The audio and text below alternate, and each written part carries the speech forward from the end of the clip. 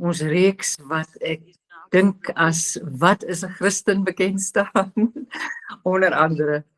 En dan boonbehalwe hierdie uitdagende liefde wat ons moet uitleef teenoor almal, is dit daarom so lekker om die aan die Berg Bybelskool weer almal vergader te kry om hierdie Bybelboek wat soos ons destydse Bybelskool se lese was, ons kompas is vir die lewe en die lig vir ons voet. So hartlik welkom en Rudy, oor na jou toe.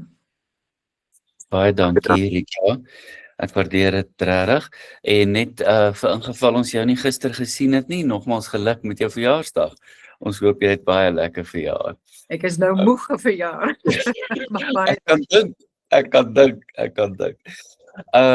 Vriende, goeienaand, dis baie lekker om julle almal te sien en ook vir die wat dit dan later kyk. Dis lekker dat ons op hierdie manier ook saam kan wees. Ek is baie verboureerd oor al hierdie liggies en goed wat aangaan en sê iemand vat notas of neem notas en hierdie word opgeneem. Hier's allerhande dinge, maar in elk geval laat ek nou nie my daardeur laat steur nie. Goed, Rika het heeltemal mooi en duidelik aan die begin gesê, ons is besig met hierdie reeks oor wat is 'n Christen, dis gekoppel aan wat ons op die oomblik in die eredienste ook beleef, en hoe langer ons aangaan, kyk, ek het gesê, hierdie deel van die Bybelskool sal net 4 lesings wees, maar hoe langer ons aangaan, hoe meer besef ek, dat daar 'n volledige myn van ervaring en kennis is wat ons uit hierdie tema uit kan kry. En natuurlik is daar baie invalshoeke en baie maniere waarop mense die tema kan benader. Maar vanaand dan die subtemaatjie of dan nou die lens waardeur ons vanaand kyk is om te sê 'n Christen is iemand wat onderskei.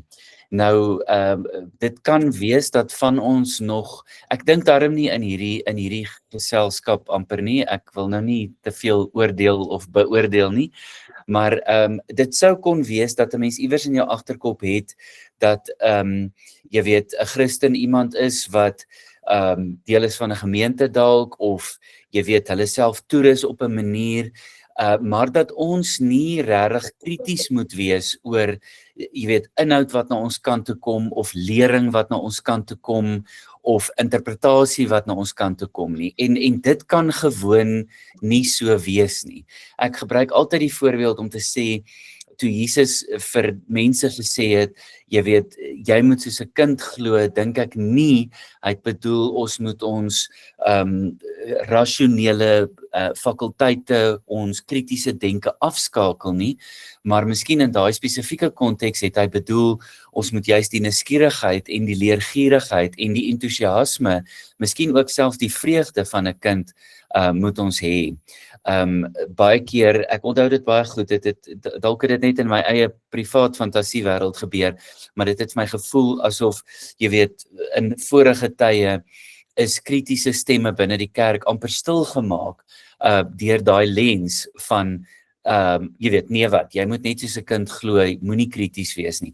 Maar in die tyd waarin ons lewe, kan ons amper nie onsself die luukse veroorloof om te sê, ons gaan nie krities wees nie. Hoekom? Want die dae wat dalk 40, 50 jaar terug bestaan het, waar net sekere mense amper namens die kerk gepraat het, of die Bybel interpreteer het, of hoe ook al, as daar self sulke dae was, daai tyd bestaan nie meer nie. Ek bedoel, ek was vandag in 'n paar gesprekke betrokke, waar, jy weet, die hele gedagte, weens die aanlyn wêreld en weens die verskriklike beskikbaarheid van kennis en inligting, moet ons eenvoudig, ek wil amper sê, as geloofsgemeenskap mekaar ook help om saam te onderskei. Onderskeiding kan ook nie net 'n private aangeleentheid wees nie, want as ek, jy weet, soos wat ons deesdae doen, as ek sê, ek gaan my eie navorsing doen, dan is daar te veel faktore wat my navorsing ongeldig amper kan maak, of dit in ernstige twyfel kan trek. So dis 'n mynveld waarbinne ons deesdae probeer om onderskeidend te wees. So die 2 teksgedeeltes is dan 1 Johannes 4 vers 1 tot 6, en ek gaan vir ons dit lees. Geliefdes, moenie elke gees glo nie, dis die 2020 vertaling, maar toets die geeste of hulle van God kom, want daar is reeds baie vals profete in die wêreld.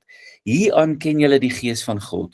Elke gees wat bely dat Jesus Christus vlees geword het, is uit God. Julle moet baie mooi konsentreer. Ons moet baie mooi konsentreer. Hieraan ken julle die gees van God. Elke gees wat bely dat Jesus Christus vlees geword het, is uit God.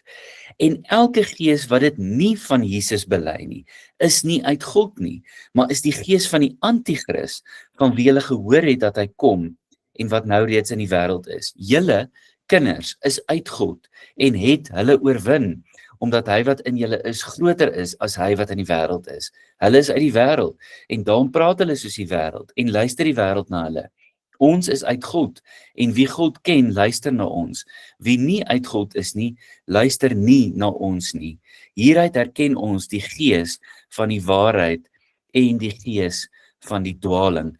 Ek gaan kyk hoe lyk die tyd of ons nou by 1 Tessalonisense ook uitkom, maar tot 'n groot mate of tot 'n redelike mate sê 1 Tessalonisense 5 vers 19 tot 22 dieselfde. Miskien as die tyd ons inhaal, kan julle later na daai 1 Tessalonisense teks kyk. So wat is onderskeiding nie? Kom ons sê net eers, 'n Christen is nie iemand wat net eenvoudig alles moet glo nie. Ek wil amper sê, in 2026 kan 'n Christen nie iemand wees wat alles net glo nie. Ons kan dit nie doen nie. 'n Christen daarenteen is iemand wat onderskei. En ek gaan dit 'n klomp keer herhaal. Ons vaar beter met onderskeiding as ons dit saam doen. Goed, so wat is onderskeiding dan nie? Onderskeiding is nie sinisme for the sake of being cynical nie. Dit is nie omdat ons verveeld is en nou iets beter soek om te doen, dat ons onderskeiding aan die dag lê nie. So dis nie sinisme nie. Dis ook nie om goeders of mense verdag te maak nie. Dit is ook nie intellektuele soort van meerderwaardigheid of trots nie. Dis nie wat dit is nie. Onderskeiding, geloofsonderskeiding, word eintlik deur die Gees in my en jou gewek. En ek en jy het hartseer dat dit so is, maar ek en jy het die vermoë om daai Heilige Gees onderskeiding om dit te demp. Ons kan dit ook in ander demp, wanneer ons dan vir ander mense sê, maar hoekom bevraagteken jy nou hierdie, of hoekom is jy nou, jy weet, hoekom lyk dit nou of jy bietjie skepties is, jy moet net glo soos 'n kind. Ek dink nie dit is lewegewend om dit te doen nie, maar dit word altyd weer gerig en gelei deur die skrif, en natuurlik deur die mensgeworde woord. Nou, ek hoop regtig dat ons almal vers 2 en vers 3 mooi gefokus het. Hieraan ken julle die Gees van God. Elke gees met 'n klein letter wat bely dat Jesus Christus vlees geword het, is uit God. En elke gees wat dit nie van Jesus bely nie, is nie uit God nie. En dan 'n harde woord van oordeel, maar is uit die antichrist. Onderskeiding, ek gaan nou 5 goed oor onderskeiding sê, en dis natuurlik nie in sement gegiet nie, of in jy weet, dit is nie casting stone om nou die Engels te gebruik nie. So ek gaan 5 goed oor onderskeiding sê. Onderskeiding is nodig.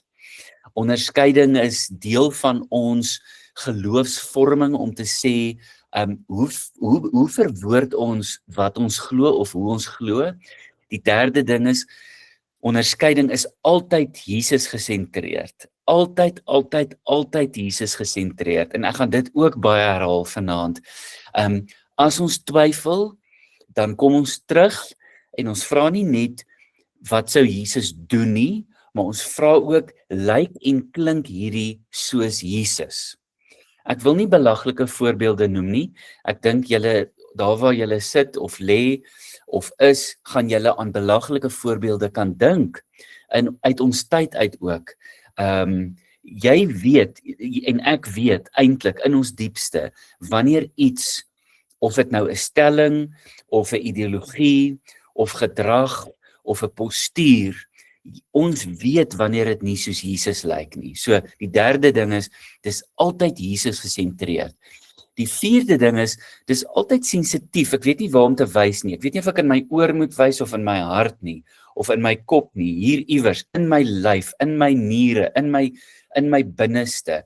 Die vierde ding is, die onderskeiding is Heilige Gees sensitief.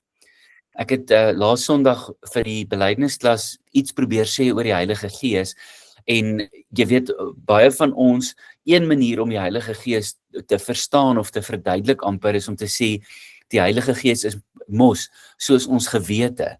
Die Heilige Gees is natuurlik ook meer, nê, as ons gewete. Die Heilige Gees kan nie net ons gewete ook wees nie, maar daar's 'n element van die stemmetjie hier in my binneste, in my oor, in my hart, in my kop. En dan die vyfde ding is die onderskeiding is altyd ook omvattend. Onderskeiding probeer na die geheel prentjie kyk.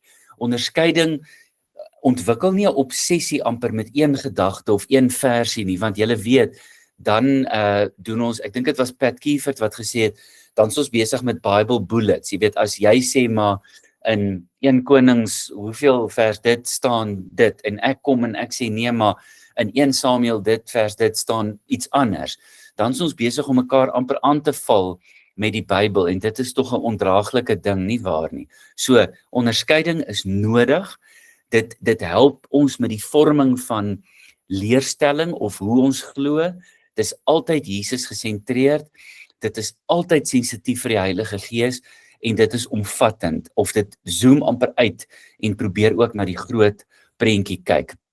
Julle sal sien, daar's 5, en die middelste van die 5 is, dis Jesus gesentreerd, en dit is met rede so, hy moet in die middel wees, hy moet in die sentrum wees. So, as ons teruggaan na 1 Johannes 4 toe, begin Johannes met 'n opdrag. Julle sal onthou die taal van 1 Johannes, hierdie is immers Bybelskool, so onthou weer die taal van 1 Johannes, as jy hou van tel en somme maak, of as jy dalk vir ChatGPT wil vra, om vir jou te tel, hoeveel keer in 1 Johannes spreek Johannes die gelowiges aan as kinders, of my kindertjies, of liewe kinders.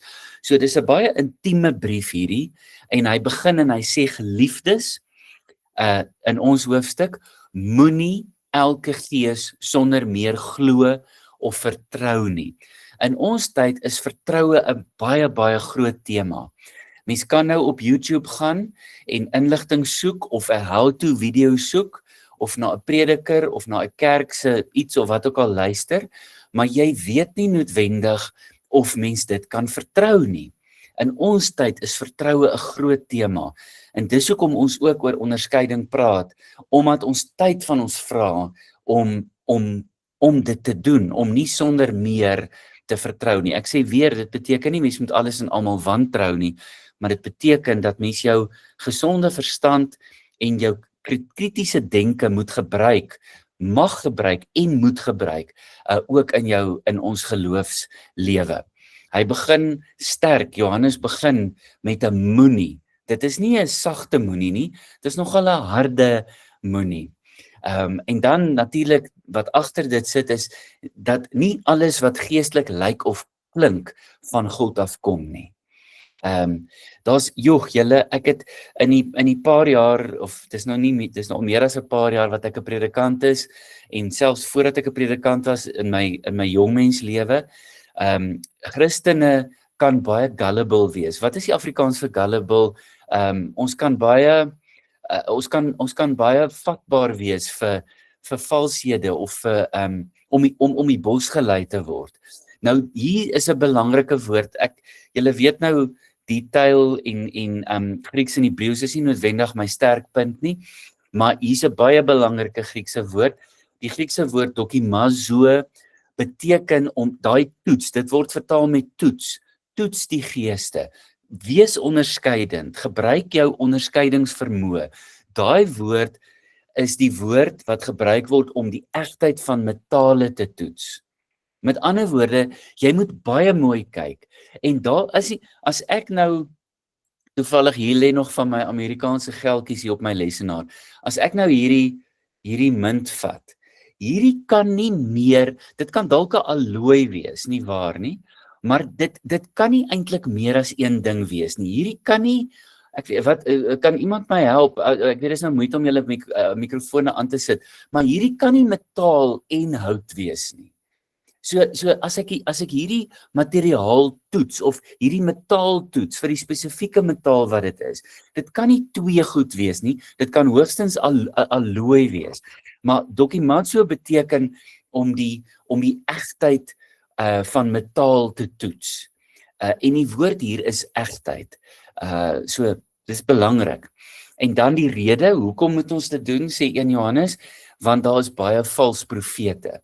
Nou in Johannes hulle se tyd, so hou nou net in gedagte, dink nou 'n bietjie aan 'n tydlyn. So jy het nou ons het die geboorte van Jesus. Kom ons travel terug in tyd. Kom ons speel die time travel speletjie. Ons lewe sê nou maar in 40 of in 45 of in 50 of in 60 na Christus. So sy lewe en wat hy geleer het en sy kruisiging en opstanding word nou oorvertel, né? Daar's eers net 'n sterk orale tradisie en dan hierdie paar figure wat dan begin om sy lewe te interpreteer en dit neer te skryf en hulle probeer leerstelling vorm. Maar in daai tyd is daar nou al klaar dwaalleer. Dwaalleer is nie 'n nuwe ding nie, dis so oud soos die mensdom self. En daar is 'n spesifieke groep mense, julle het al van hulle gehoor, die gnostici, hulle is nou die proto-gnostici, om te sê, hulle begin nou met hierdie denke, en hulle sê, dat Jesus het nie regtig mens geword nie. Dis die dwaling wat hulle amper verkondig. Hulle sê, Jesus het nie regtig mens geword nie. En op grond van dit, maak Johannes hierdie sterkstelling en sê, moenie enige gees glo nie, wees krities, wees onderskeidend, doen dit. Hoekom is dit nodig? Want die dwaalleer kan soos Christelike taal lyk en klink. Dwaalleraars kan die Bybel gebruik in wat hulle sê. Ek bedoel, julle weet, in julle lewe, in julle eie lewe, in die lewe van kerke en gemeentes, in ons lewe, hoe ons die Bybel verkeerd kan gebruik, om 'n punt te maak, of om 'n ideologie te ondersteun, of om mense te manipuleer. Daar's 'n klomp verskillende maniere, waarop ons die Bybel kan misbruik ook. En ek wil amper sê misleiding kan baie geestelik klink. Dis hoekom dit so mynveld is. Ek beloof julle, meeste van die tyd dan dink ek net, daar's meeste van die tyd is daar amper 'n versigtiging in my hart wat sê, Here, maar dit sou vir my amper veiliger gewees het as ek nie oor U hoef te gepraat het nie. Want ek is bang ek praat verkeerd. Ek is bang ek verstaan die Bybel verkeerd. En ek beloof julle, in my lewe werk dit so, dat ek dan amper in myself voel, maar ek moet net probeer teruggaan na Jesus toe. As ek teruggaan na wie Jesus was en is, dan dink ek, maak dit die risiko vir foute of vir 'n verkeerde interpretasie, maak dit amper bietjie minder. Ek kan maar net hoop en glo, dit is so. Calvin het famously gesê, dat Satan self het predik, hoorie, dis verskriklike harde woorde, dis baie harde woorde. Calvin het gesê, Satan het predikante of diensknegte, wat hulle self verander in engele van die lig, en Satan se oogmerk is om ons weg te trek van Christus af, om ons weg te vat van Jesus af. So dis vir my 'n baie nugter en 'n goeie waarskuwing om te sê, gaan terug na Jesus toe en sê, is hy die mens geworde seun van God? Is hy God in menslike gestalte? Want dit is wat dit tog beteken, nie waar nie. Vers 2 en 3, Johannes gee vir ons dan die toets. Elke gees wat bely dat Jesus vlees geword het, is van God. So die toets, die onderskeiding is die heeltyd Christosentries. Dis die groot woord daarvoor. Christosentries. Die skeidslyn is die menswording, is die vleeswording van Jesus. Ons glo dat Jesus van altyd af daar was, soos die evangelie van Johannes, hoofstuk 1. Onthou, hoe begin die Johannes evangelie? Die woord was nog altyd, die woord was by God en deur hom het alles tot stand gekom. Niks wat is, het sonder hom tot stand gekom nie. En hy is die logos. Onthou julle logos? In Grieks is logos the ordering principle. Dis die skepingsbeginsel. Logos, woord met 'n hoofletter, Jesus dan, hy is die hele fondasie waarop die skepping eintlik gebou is. Maar dit is nie los van sy menslikheid nie. Dis nie los van sy menswording nie. En daar, ek beloof julle, ek wil week na week, dan wil ek sê, hierdie waaroor ons praat, die evangelie is letterlik soos goudstof. Dit is so magies en so kosbaar, soos wat goudstof self sou wees. Want Johannes, die evangelie, Johannes 1, die woord het mens geword en onder ons kom woon. Daai woord met 'n hoofletter en ook dit wat Johannes hier in sy eerste brief skryf, dit beklemtoon die eenheid van die goddelike en die menslike natuur. En ons moenie dit eenkant hou en sê dit was net waar van Jesus nie. Want onthou, selfs in die kinderkraans in 1958 en in 1962 en in 1980, selfs in die kinderkraans het ons geleer, God woon in my. Ek is vervul met die Heilige Gees. So ons moenie sê dis net waar van Jesus nie, ons moet ook sê dis waar van ons. In ons, in my lyf, kom die goddelike en die menslike ook by mekaar, en dit is ook, dis magic, dis 'n misterie, maar dis 'n realiteit. Valse leraars ontken dat die Seun van God, die ewige Seun, die woord met 'n hoofletter, vlees geword het. Hulle ontken dit. Hulle sê hy het maar net soos 'n mens gelyk, hy was nie regtig mens nie. En môre, soos wat julle weet, begin lydenstyd. Nou dink jou vir 'n oomblik in, hoe lyk lydenstyd sonder dat Jesus regtig mens geword het? Hoe lyk die kruis as Jesus nie regtig mens geword het nie? Dan sit mos amper 'n ligte idee, nie waar nie? Dan sit soort van 'n ligte weergawe van 'n baie gewigtige verhaal. So dit kan nie wees dat Jesus nie ten volle mens was nie. En daai twee nature kan nie van mekaar geskei word nie, ook nie in my en jou nie. Johannes sê by implikasie, as jy vir Jesus verkeerd verstaan of hom verkeerd sien, dan sit jy die pot heeltemal mis. Dis eintlik maar wat Johannes sê. Onderskeiding hang nie af van my persoonlikheid of my voorkeur of joune nie. Dit hang nie af van hoeveel, charme ons het of hoeveel interpretasie ons het nie. Dit is gebaseer op hierdie kernwaarhede van die skrif eintlik en van die mensgeworde woord. Herman Bavinck, die Nederlandse teoloog, hy het famously gesê, Christus is nie net die middelpunt van die openbaring nie, maar hy is ook die som van dit en die boublokke amper, die substansie van alles. En onthou, as julle kan onthou wat in Kolossense staan, Kolossense se lied, se christologiese lied sê, hier loop 'n hondjie buite, amper tog ek hier's beweging hier buite, maar dis net ons brakkie. Christus is regtig in die middel van die skepping. Kolossense sê dit hard en duidelik. Eintlik sê Filippense dit ook. Hy's in die middel. En dan natuurlik daai sterk woorde. Johannes gebruik sterk woorde. Hy gebruik die taal om te sê die ander gees wat met ander woorde nie die menswording van Jesus erken nie, is die anti-kris. Nou moet ek vir julle sê, dis dalk 'n vraag vir bespreking nou. Ek wonder partykeer of ons nie te bang is om te sê as iemand of iets regtig nie van Jesus afkom nie.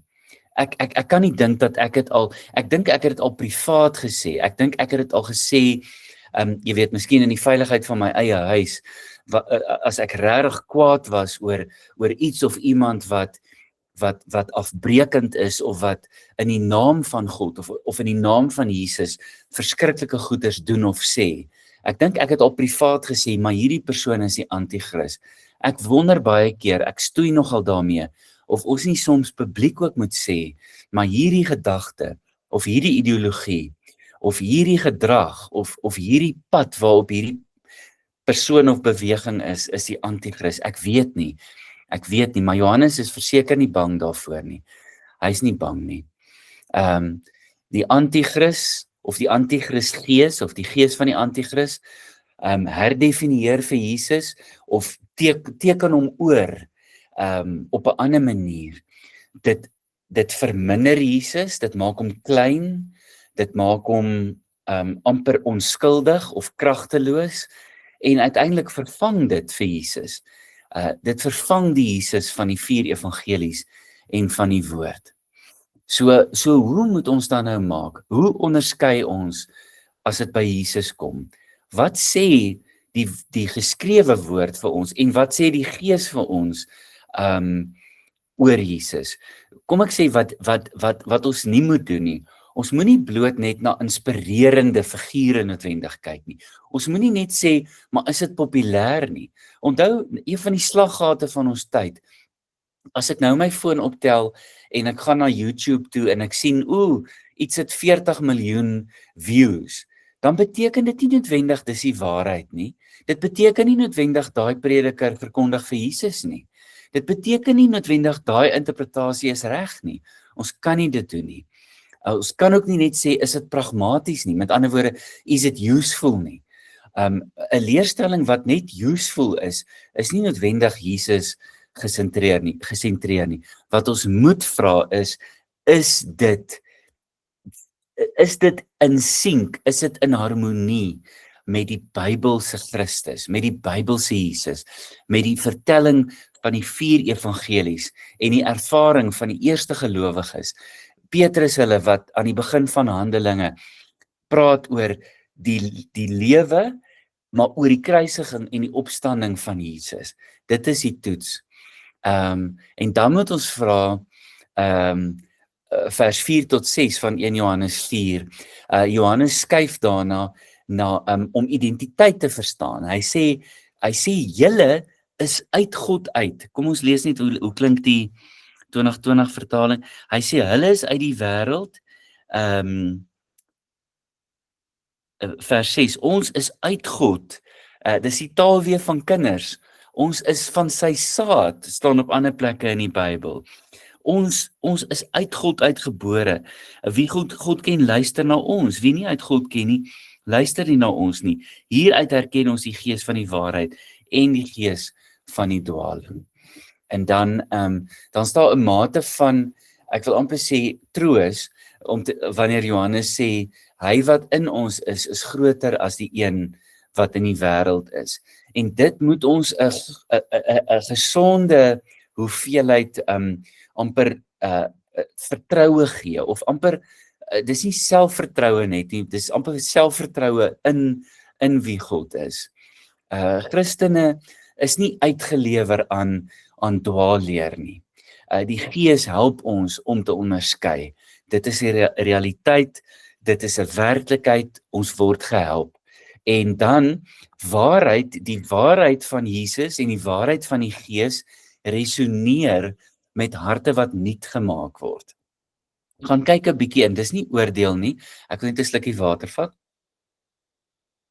Gaan kyk 'n bietjie hoe dit lyk en klink in iemand wat sê, weet jy wat, ek is klaar geleer, ek weet alles, ek verstaan die Here, ek verstaan die Bybel, ek weet hoe die wêreld werk. 'n Hart wat nie oop is vir groei nie, is ook 'n hart wat eintlik nie oop is vir onderskeiding nie. En ek dink ons moet tot 'n groot mate 'n bietjie skepties wees teenoor posture of houdings wat sê, nee wat, ek weet alles, moenie by my kom met nuwe goed nie, moenie by my kom met nuwe interpretasie nie. Daar is groot aanduidings hier in 1 Johannes 4 vers 1 tot 6, dat ons juis moet oop bly vir vernuwing. Ja, kom ons gaan na 1 Tessalonisense 5 toe. Ek gaan nie dit lees nie, net ter wille van die tyd. My keel is bietjie droog en seerig hier aan die einde van die dag. Ek gaan net gaan na die gedagte toe. Paulus is natuurlik hier aan die woord in 1 Tessalonisense 5 vers 19. Hy sê moenie die Heilige Gees ignoreer nie. Dis tot 'n groot mate wat hy sê. Dis daai woord wat daar gebruik word is letterlik om uit te doof. Moenie soos wat jy 'n kers sou blus met, wat noem 'n mens daai ding waarmee jy 'n kers, daai silwer dingetjie, wat is die naam daarvoor? Is die Engels nie, is dit 'n snifter? Moenie die vlammetjie van die Gees doodmaak nie. Dis wat Paulus sê. Die Heilige Gees wil werk in jou. Die Heilige Gees wil jou help om te onderskei. Moenie dit doen nie. 'n Christen is nie naïef nie. 'n Christen is nie sinies nie, maar 'n Christen is versigtig. Wat sê Paulus dan in 1 Tessalonisense 5 vers 20 en 21? Hy sê toets alles en hou vas aan wat goed is. Hy sê moenie noodwendig profesieë as waardeloos sien nie, maar toets dit. En julle weet mos nou net so goed soos ek, dat die NG Kerk of die NG tradisie of die gereformeerde tradisie is nie altyd so hard as dit kom by profesie nie. Maar ek wil vir julle sê, ek het al in my lewe beleef, dat mense deur die waarheid te praat, nie deur die toekoms te voorspel nie, dis nie wat profesie is nie. Profesie is om die waarheid te praat, en amper om op 'n manier wat waarsku die waarheid te praat. As iemand in hierdie lewe as profeet erken word, dan sit iemand wat deur die toets van die tyd bewys word as iemand wat eintlik die werk verstaan het, wat eintlik geweet het waaroor dit gaan, maar dikwels nie in sy of haar eie land erken is nie. Julle ken mos die spreekwoord, 'n profeet word nie in sy eie land geëer nie. So ons moet dit toets en vashou waaraan? Aan wat goed is. En weer eens, in jou en my hart en binneste, weet ons wat is goed, deur die werk van die Heilige Gees. Kyk net gou weer hoe wyd, daai woord kom weer hier voor, daai woord dokimazo, die Griekse woord. Dis weer die woord toets, soos wat jy met taal sou toets dit vir egtheid, toets elke preek, elke boek, elke beweging, elke indruk wat jy mag vorm, toets dit. Nou, om 'n klein bietjie prakties te wees, net aan die hand van 1 Tessalonisense, en dan gaan ek begin klaarmaak. Ons is geleer op fakulteit om skrif te gebruik, om skrif te interpreteer. Met ander woorde, jy probeer altyd so ver moontlik om die breedste moontlike konteks in ag te neem. En as jy byvoorbeeld dink aan die samehang tussen die Ou en die Nuwe Testament, daar's 'n samehang tussen die twee gedeeltes in die Bybel. So gebruik skrif om skrif te interpreteer. En dan ek wil amper sê leerstellige samehang. Ek bedoel, as iemand nou kom met iets totaal weird and wonderful, dan gaan 'n mens dalk 'n klein bietjie meer skepties moet wees. Weereens, Christus gesentreerdheid, is Jesus in die middel hiervan, is hy in die fokus. En dan natuurlik, die ander ding is die morele vrug, nê. Onthou, dis ook die taal van Jesus, dis die taal van die evangelies. 'n Boom word aan sy vrugte geken. As ek nou dink aan ja, ek weet jy het voorbeelde. Ek wil nou nie voorbeelde uit my eie lewe uit noem nie, maar jy het ook voorbeelde aan as dit kom by die vrug. 'n Boom word aan sy vrug geken. 'n mens weet wanneer iets uiteindelik van die Here af is. Dis onderskeiding, dis nie 'n selektiewe, jy weet, vashou aan sekere goed nie. Dis nie asof ek, jy weet, hier iets vat en daar iets los nie. Dis regtig noukeurige en weldeurdagte proses. Alright, en ons moet die waarheid soek. Ons moet die waarheid soek. Weereens in 1 Tessalonisense 5 vers 22, onderskeiding is omvattend. Dis omvattend. Bly weg van alle kwaad af, staan daar. Bly weg van alle kwaad af. Dit maak dit al klaar tot 'n mate bietjie makliker. Soek die goeie, hou vas aan wat goed is. Onthou dis ook die taal van Romeine 12 en bly weg van die bose af. Goed. Kom ons daar's 3 soort van vragies wat 'n mens prakties kan gebruik. Jy kan vra as jy byvoorbeeld na 'n Christelike lewe kyk of as jy na jou eie lewe kyk, kom ons doen introspeksie, kom ons hou dit hierso. Dan kan jy sê, is dit wat ek glo of dit wat ek verstaan, is dit waar? Is dit wat ek praat waar? Is dit wat ek verkondig, is dit waar? Dan die volgende vraag wat mens sou kon vra, is dit heilig? Nie heilig op 'n volksvreemde manier nie, maar heilig amper op 'n lewegewende manier. En die derde vraag sou kon wees, vereer dit vir Jesus? Skyn dit die kollig op Jesus? Is dit ag dit hom? Kan dit met hom vereenselwig word? Dis amper die vraag. Uiteindelik moet ek en jy het ons die opdrag om te onderskei. Ons het die opdrag om dit altyd ons onderskeiding Christus gesentreerd te hou. Onderskeiding vertrou altyd op die Heilige Gees.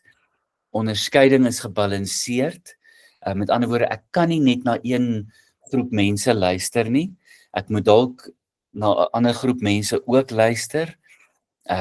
Toets alles, staan hier in ons 2 skrifgedeeltes. En onderskeiding is uiteindelik ook moreel, nê. Ons moet vra, is dit goed? Is dit goed? Ja, ek gaan finaal afsluit en sê, ek en jy word uiteindelik genooi, as Christene wat onderskei, word ons regtig genooi om lief te wees vir die Jesus van die Bybel. Om hom te volg. Regtig. Ons moet berekend wees.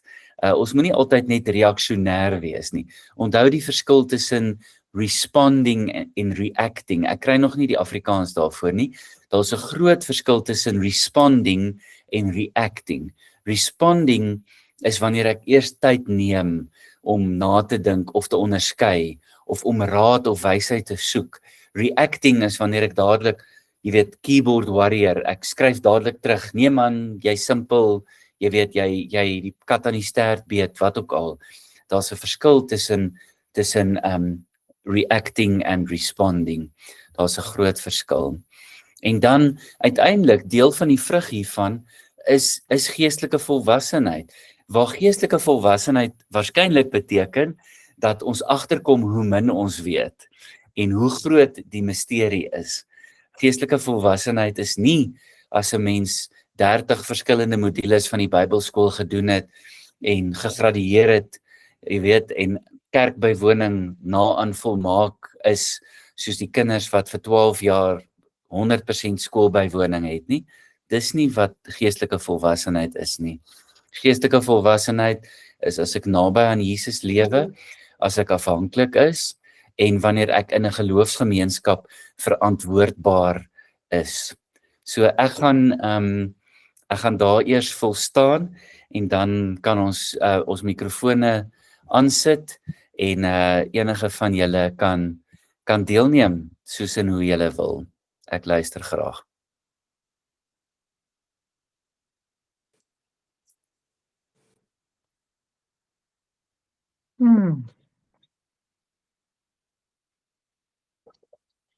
Ek moet sê, al die jare wat ons hier Bybelskool gehad het, het ons juist dit ontdek, is hoe groot die misterie is. En dit is wonderlik, weer vanaand besef ek hoe lekker dit is om by 'n wysgeer, iemand wat 'n deeglike kennis van die Bybel het, se voete te sit, wat bereid is om met ons leuke hierdie wyshede te deel. Dit is so verrykend, Rudy. So baie dankie daarvoor. En ja, dit was deurgangs het ons wonderlike lektore gehad wat vir ons gehelp het juis met soveel van hierdie waarhede. En vanaand net om weer daarna te kyk en dit weer 'n bietjie te herbesin. Dis vir my nogal 'n probleem, een ding. Wat was sy van? Willem, hy het altyd, hy is onlangs oorlede. Nou sit my ouder. Willem Jordaan, dink jy? Ja. Wat ek dink sulke wonderlike wyshede kwyt geraak het.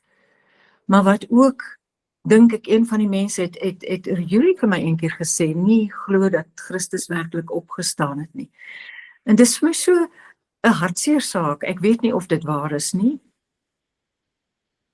Is hy een van die leraars wat die realiteit van daardie, ek is nie seker nie. Ja, Rika, ek gaan ook nie waag om enigstens uitspraak daaroor te maak nie. Dit sou kon wees en uiteindelik gaan ons nie weet wat in iemand se diepste werklik aangaan nie haar nie. So, maar goed, ja, ek glo, want die vrugte wat hy sy boom gedra het, was baie wonderlik. En ek glo dit is in God se hande en hy stappe saam, 'n pad saam met Willem. Ek was 'n groot fan.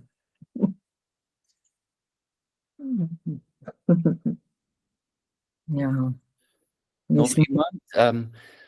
As julle self net sal unmute, as julle 'n bydrae wou lewer of 'n vraag wou vra of 'n opmerking. Rudy, ek stem heeltemal met jou saam oor die belangrikheid van onderskei as 'n Christen. Maar ek voel partykeer dit is 'n mynveld wat 'n ou ook betree. En jy voel half dis veiliger om nie in daai mynveld in te gaan. En ek wil nou die voorbeeld neem, nie dat ek dit wil bespreek nie, maar net as 'n voorbeeld. Die probleem by die doppers op die oomblik met vrouens. Ek is die laaste persoon wat die doppers in die algemeen as Christene moet kritiseer. Ek bedoel dit is werklik goeie, vaste, geloofwaardige Christene. Maar oor hierdie aspek voel hulle anders as ons. Nou is my vraag, want weet oor die groot goed van het Christus werklik opgestaan, die maagdelike geboorte en so aan. Daar's vir my absoluut geen kwessie. En dit is amper makliker om van daai goeders te onderskei en te verskil. Maar neem nou maar so iets soos die doppers op die oomblik. En daar's 'n hele paar sulke dinge en hulle sê waarskynlik van ons dieselfde oor sekere dinge. So dan is die volgende vraag is, hoe moet ek dan teenoor my mede-Christene optree ten opsigte van verskille wat ons mag hê oor daardie onderskeiding? Baie dankie, Olaas. Dit is handige opmerkings wat jy maak, en ook om daarmee te sê, mens deins nie terug van die problematiek hiervan nie. So jy die woord mynveld gebruik, is inderdaad 'n mynveld. As ek weet jy vra nie verheldering enigsins nie, maar ek gaan nou maar die geleentheid gebruik om een of twee opmerkings te maak. Jy weet, as 'n mens na die voorbeeld kyk van vroue in die ampte of vroue in die bediening, dan dink ek as mens daarna probeer kyk deur die lens weer eens van Jesus, dan vra jy vir jouself, wat het Jesus met vroue in sy bediening gedoen? En jy vra ook, as een van die kerngoed wat ons glo, want vir my is dit kern, dat ons glo dat ons die liggaam van Christus is.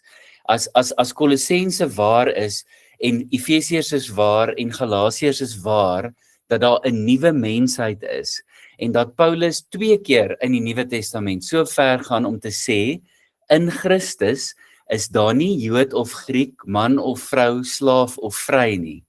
En ons is die liggaam van Christus. Hoe kan jy dan vir 'n deel van die liggaam van Christus sê, jy moet net daar in die hoekie bly sit en kaalvoet in die kombuis vir ons beskuit bak en koeksusters vleg en tussendeur bietjie blomme ook doen.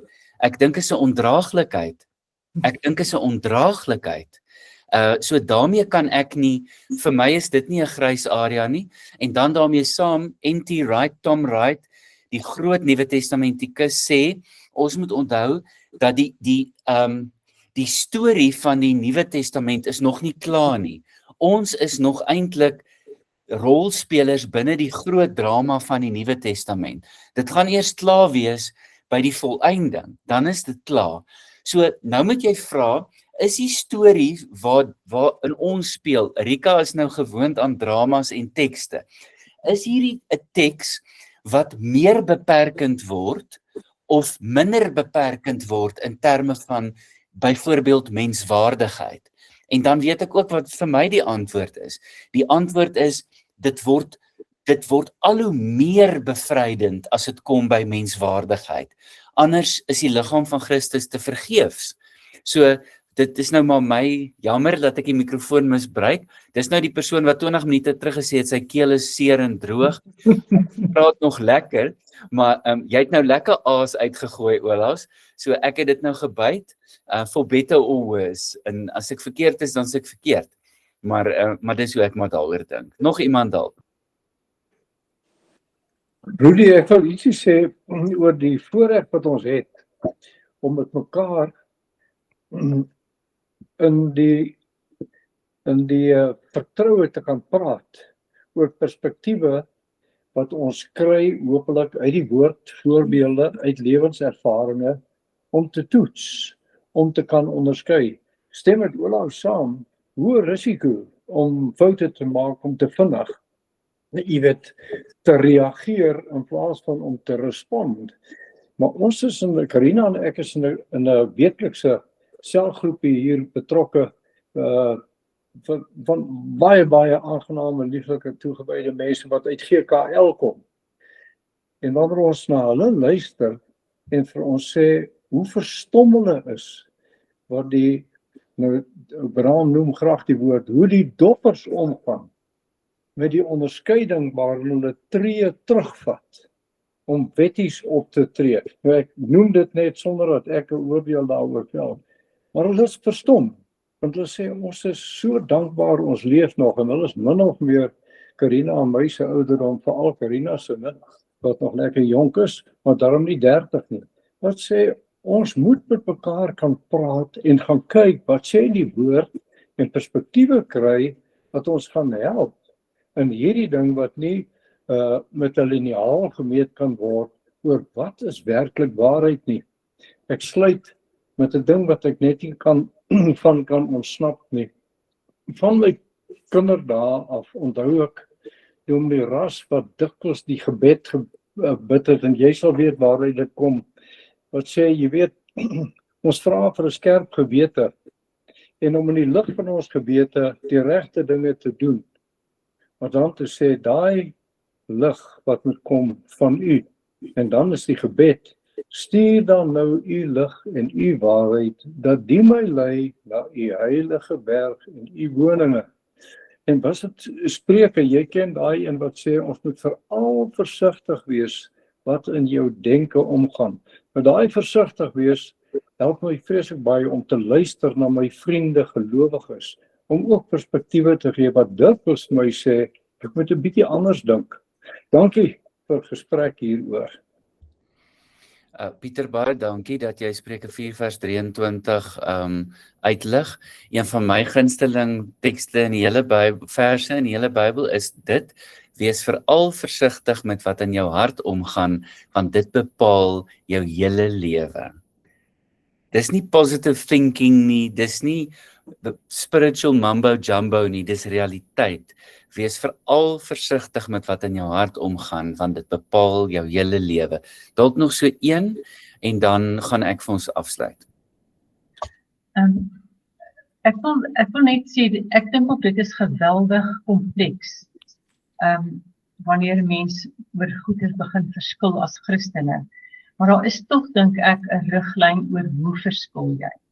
'n Mens kan in liefde sê, ek stem nie saam nie, maar ek dink wat vir my, en ek ken predikante baie goed, hoe party predikante met mekaar verskil, kan jy net as liefdeloos beskryf. En dan dink ek is dit baie ver van hoe dit veronderstel is om te wees. Dankie Ansie, ek dink ons moet daai waarheid ook sê, dat dit deel is van die hartseer amper, dat daar 'n styl en 'n trant van liefdeloosheid baie dikwels in ons geleedere is, en ek stem met jou saam. Jy weet, ek bedoel, ons wêreld kort, wat is die Afrikaans vir decency, ordentlikheid, fatsoenlikheid. Ons het dit verloor, ons het wild geword. Dis asof mense se woorde en gedrag is wild, en dit het aanvaarbaar geword, dit het genormaliseer geword, en dis 'n geweldige groot probleem. Ek gaan nou net terug vir 'n oomblik na iets wat Olaus gesê het. Olaus het nou verdwyn. Ek hoop nou nie dis die wegraping nie. Olaus is ewe skielik weg. Iets wat Olaus gesê het my net laat dink daaraan, en eintlik het julle, Pieter, jy en Ansie dit nou ook geïmpliseer amper. Die stryd is nooit teen vlees en bloed nie. Daai broer en suster van my in die Dopperkerk, wat nou sê, onthou hulle sê met woorde, as jy vroue in die ampte toelaat, dan sondig jy teen Christus. Ek kan nie dit teen hulle hou, dat daai woorde uit hulle mond uitkom nie. My stryd is nie teen die persoon wat daai woorde uiter nie. En dis 'n baie moeilike ding om te onthou. Dis baie moeilik om dit te onthou. Tensy iemand brand van begeerte om nog iets te sê, gaan ek vir ons begin afsluit. En ek wil ook vir julle dankie sê dat julle hier was, of is.